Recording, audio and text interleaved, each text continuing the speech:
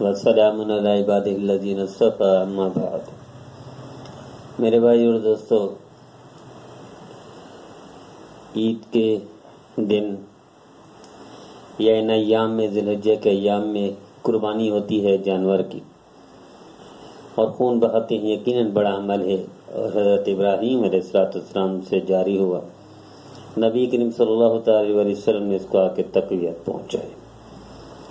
اور امت کے لیے جاری و ساری فرمایا، اور قیامت تک کے لیے سنت بن گئی، اور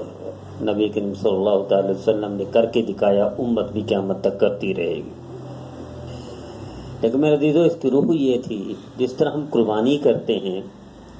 خون بہاتے ہیں، اسی طرح ہم یہ بھی قربانی کریں کہ اپنے دل کو صاف کریں، یہ بھی قربانی کریں کہ اپنی آنکھوں کو صاف کریں، یہ بھی قربانی کریں اپنی زبان کو صاف کریں، اور مسلمان کے لیے آنکھ کو بھی، زبان کو بھی، کانوں کو بھی، دل کو بھی مسلمان کے لیے صاف کرتے ہیں کہ ہمارے کسی سے مسلمان کو تکلیف نہ پہنچے۔ یہ عید کا ایک پیغام ہے، روحانی پیغام ہے۔ آپ کو یاد نہیں ہے، نبی کریم صلی اللہ علیہ وسلم نے اشارہ فرمایا بیت اللہ کی طرف، بیت اللہ تو بڑی عزت والا ہے، تیری حرمت پہ کوئی دوسری کوئی رائے نہیں، کوئی شک نہیں ہے، حرمت والا ہے، عزت والا ہے۔ بیت اللہ تو کس قدر پاکیزہ ہے، تیری خوشبو کتنی اچھی ہے، سب کچھ تیری عظمت کو سلام۔ خلاصہ عرض کر رہا ہوں سرکار دو عالم صلی اللہ علیہ وسلم کا، لیکن باوجود اس کے کہ تیری عزت، عظمت، خوشبو، پاکی، سب کچھ اپنی ذبح پر، لیکن اس قسم اس ذات کی جس کے قبضے میں محمد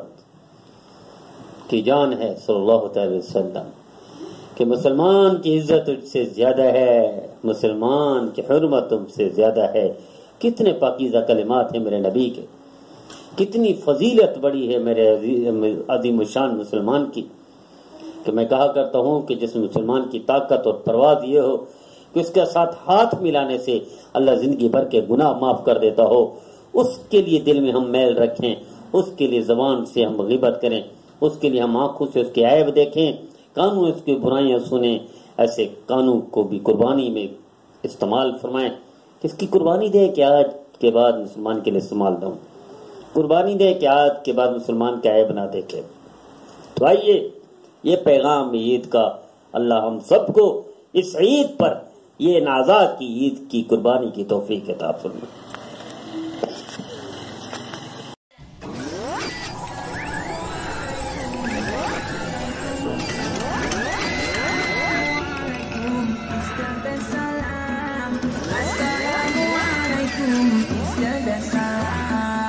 Assalamu alaikum, peace be unto you.